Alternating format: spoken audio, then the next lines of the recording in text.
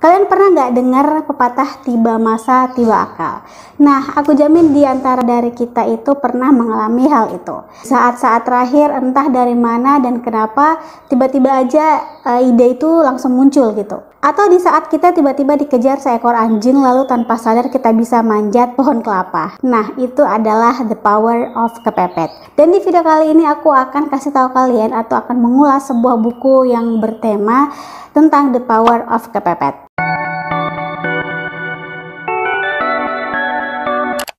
Hai viewers, welcome back to my channel. Halo semuanya, apa kabar? Aku harap kalian dalam keadaan happy and healthy. Seperti yang tertera di judul, di video kali ini aku akan mengulas atau membahas sebuah buku yang temanya itu tentang bagaimana kekuatan kepepet gitu ya. Judulnya yaitu The Power of Kepepet. Penulisnya Jaya Setiabudi. Buku ini terbitan dari Yuk Business. Jadi buku ini penulisnya merupakan seorang direktur di Yuk Business gitu ya.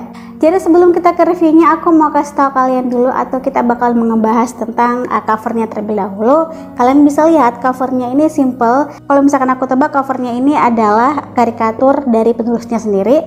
Aku cukup suka karena dia itu editannya kayak real gitu ya.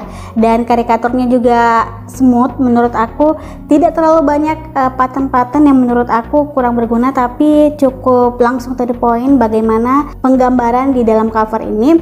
Terus di belakangnya juga ada profile dari penulisnya dan ada beberapa kata-kata siapa yang harus membaca dan juga kenapa buku ini layak untuk dibaca. Oke, jadi buku ini merupakan edisi revisi alias versi tobat dari The Power of Kepepet yang dulu rilis di tahun 2008. Jadi kalau misalkan kalian sudah pernah dengar buku ini dan mungkin sudah pernah baca gitu ya, ini adalah versi tobatnya gitu ya. Di buku versi tobat ini berisikan tentang bagaimana logika perjalanan seorang yang ingin menjadi pengusaha. Di bab awal kita sudah disuguhkan kalau menjadi pengusaha itu di awal tidak selalunya lancar dan tidak gampang gitu. Banyak risiko yang harus dihadapi, salah satunya adalah siap untuk bangkrut.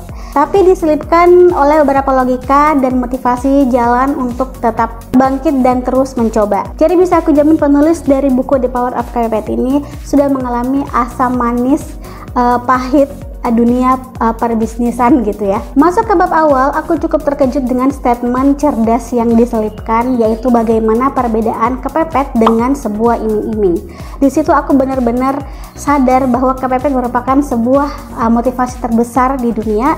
Terus selain itu buku ini juga membahas tentang justru kita harus melawan fobia itu, dan tanpa disadari menghadapi fobia itu adalah merupakan terapi yang sangat manjur atau kayak sebagai pengobatan supaya kita bisa sembuh dari fobia itu. Tidak hanya itu, beberapa bab juga membahas tentang bagaimana penerapannya jika kamu belum pernah memulai usaha atau memulai bisnis. Buku ini juga membuka pikiran kita kalau dalam melakukan sesuatu itu diperlukan action untuk mencapai apa yang sudah kita targetkan. Menurutku sangat relate dengan kehidupan nyata dan semua ilmu yang dimasukkan itu sangat berguna dan tentunya jempolan. Yang aku sukai dalam buku ini adalah penggambaran atau deskripsi contoh kasus yang bisa membuka pikiran dan persepsi kita.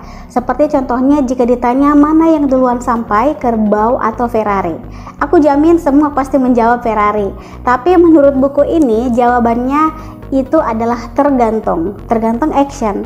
Jika Ferrarinya diam dan kerbaunya jalan, ya tentu yang duluan sampai adalah si kerbaunya, bukan si Ferrarinya. Hal lain yang aku sukai dalam buku ini adalah semua torehan yang ada di dalam buku ini adalah perjalanan nyata si penulis yang sudah berkecimpung di dunia bisnis selama bertahun-tahun dan juga sudah mengalami pasang surut di dunia usaha. Jadi kalian gak usah khawatir ya, sudah mengalami bertahun-tahun berjatuh bangun, bangkrut dan bangkit lagi sampai sukses sampai sekarang ini.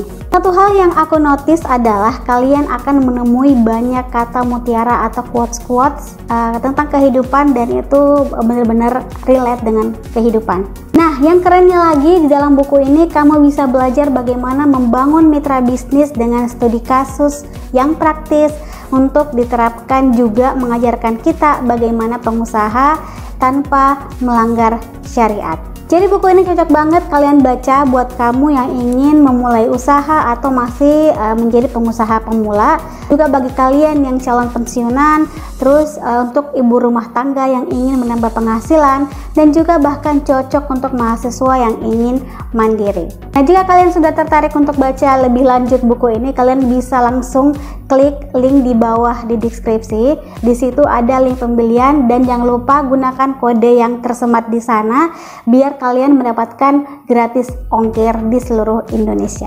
Sampai sini aja review aku. Jangan lupa untuk subscribe, like, dan share ke media sosial yang kalian punya.